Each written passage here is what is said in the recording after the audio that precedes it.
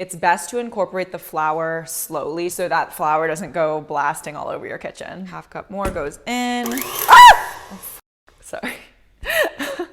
Welcome back to Maxi's Kitchen. It's amazing to have you here. Today I'm gonna show you how to make my all-time favorite cookie recipe. It's these delicious salted chocolate chip cookies. I actually got the recipe from my former employer, which I'll tell you a little bit more about, but they are truly the best. I've been making them for years, and everybody who I make them for goes insane crazy for them. They're so amazing because they have this like marbled chocolate effect. Let's hop into it. So first what we're gonna do is we're gonna chop up our chocolate. And this is actually one of the things that makes this recipe really unique and makes the cookies so good, because you're using rough chopped chocolate, which gives the cookies this like marbled effect once they're cooked. And it really won't be the same with chocolate chips. So some people ask like, oh, can I sub in chocolate chips? For this one, I wouldn't, just because the like marbled effect that the chocolate gives you is so important, and it was what makes the cookies really great. So just go ahead and rough chop that. Usually what I'll do is I'll start by going one direction with the knife, and then I'll just go over it again the other direction. You want like a variety of different sizes, so these are a little big. So I'd say like the biggest piece that you want is probably like this. So maybe like an inch, but then there's gonna be a bunch of other pieces that are much smaller. So we could even chop this up a little bit more, but there you have it. And this is 14 ounces of chocolate. It might look like a lot, but trust me, it's the right amount. Okay, now we're gonna use our bench scraper and get the chocolate into a bowl. I've got my golden retriever Kimchi here, so I better not drop any. She's such a cutie. So now we're gonna mix up our dry ingredients. So I have 2 3/4 cup of flour, 2 teaspoons of kosher salt, and these are salted chocolate chip cookies, so they do have a good amount of salt, which makes them amazing. And then 1 teaspoon of baking powder. So now we're just gonna mix that up. And the recipe actually says that you should sift the dry ingredients, but I never do that. I feel like it just seems like way too much trouble, and they always turn out amazing. So we'll save ourselves the trouble. Okay, so now we're gonna cream together our butter and our sugar. And I find that a stand mixer works best. You could also use a hand mixer. I'm sorry that I don't have the clear bowl. I will get one so that you can see better in a future video. But first what we're gonna do is we're gonna add our butter, and this is slightly softened butter. So it was actually room temp. Whenever I'm making cookies, I'll put the butter out on the counter just to come down to room temp. And then I just zapped it for like 10 seconds just so it's a little bit softer. Then this is a cup of brown sugar packed. So brown sugar will kind of condense. So when you're measuring it out, you want to pack it into the cup measure, because you'll actually get more that way than if you weren't packing it in. So usually a recipe will tell you whether or not the sugar should be packed. So put that in. Okay, so now we're going to cream this together. I start on kind of a lower speed to get it incorporated, and then I'll increase the speed once the butter is broken down and things aren't gonna go flying out of the bowl, which is like about now. I'll increase it, and then you wanna set your timer for 2 to 3 minutes to cream the butter and the sugar together. Okay, now we're gonna add 2 eggs and then a tablespoon of vanilla. We're gonna incorporate that. By the way, Costco has this really good big container of vanilla. It's a good value. And now we're just gonna incorporate that in. And to tell you a little bit about the history of this recipe, so I worked at Square, which I've mentioned in other videos, the payments company, and they had an amazing culinary program. Like, we would go to work and they literally would have like roast beef and oysters and a sushi bar, like I'm not even kidding, at the office. And the culinary team would make these cookies and everybody was just like obsessed with them. I was just like, I'm not even a sweets person, I'm more of a savory gal, and I was in love with these cookies.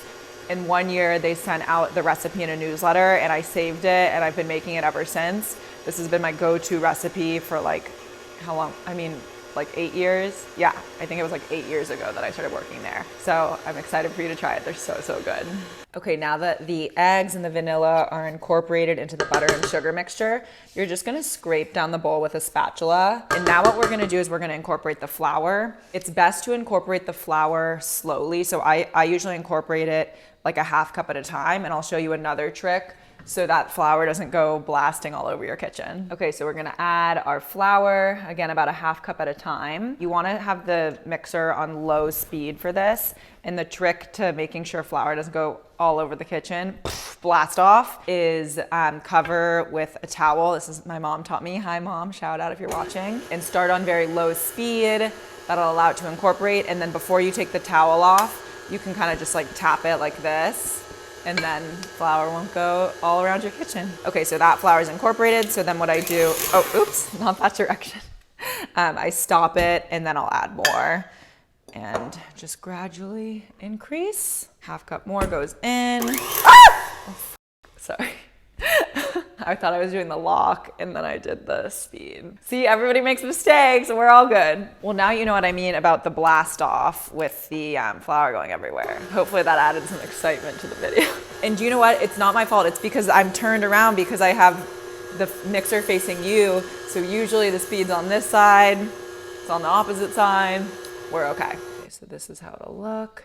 You'll slowly add the flour. Again, cover to avoid the explosion. All right, so there is our beautiful cookie dough. Well, it's not complete yet, but this is basically everything except for the chocolate. Give it a little taste test. So good. Okay, here's our chocolate. So just go ahead and pour that right in. I'm noticing there's some extremely large chunks in here. I think whenever I do for YouTube, you know, I'm too focused on you guys and I'm not quite as careful as I normally am. So just, yeah, like this is fine, but what I just saw there was a little large. And then this will go really fast. You just have to, and some of the pieces will break down just from the mixer, and then what I do usually is I'll go really fast and then turn it off because I feel like that gets everything kind of evenly mixed.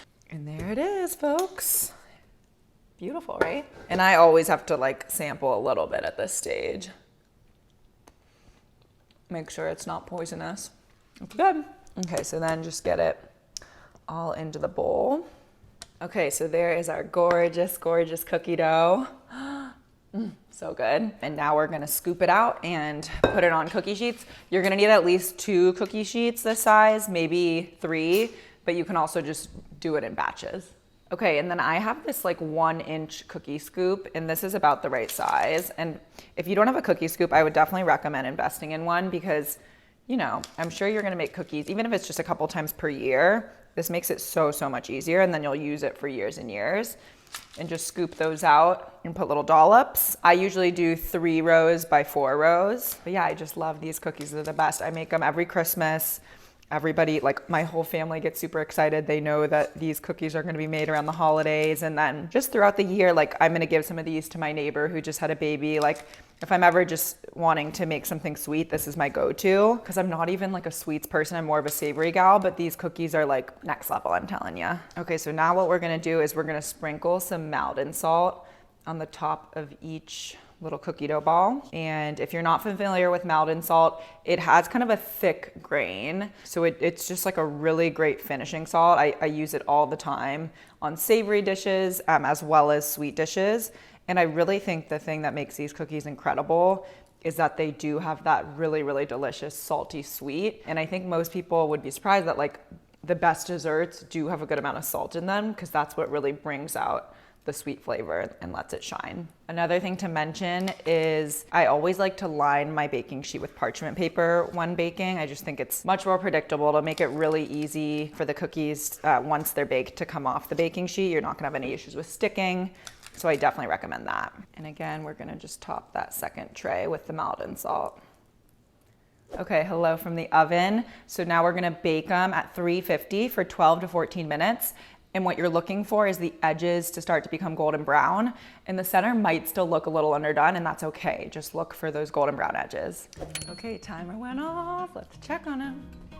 Okay, they're looking beautiful. See how they have like kind of golden brown around the edges, but the center still looks a little underdone. I'd say this is about right. Like this is how we want them.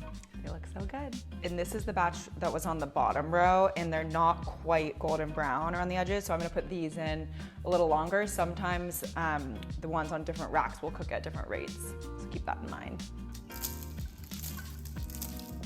Okay, time for the moment that I've been waiting for all day, the taste test.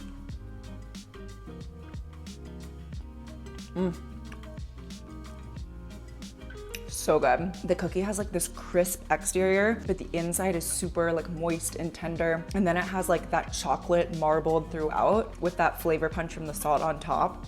They're seriously so good. You need to try them. But thank you so much for watching the video. I appreciate you as always. I'm sending you so much love. Like and subscribe for more videos like this. And let me know what you thought in the comments. Thank you so much again for watching. Mwah.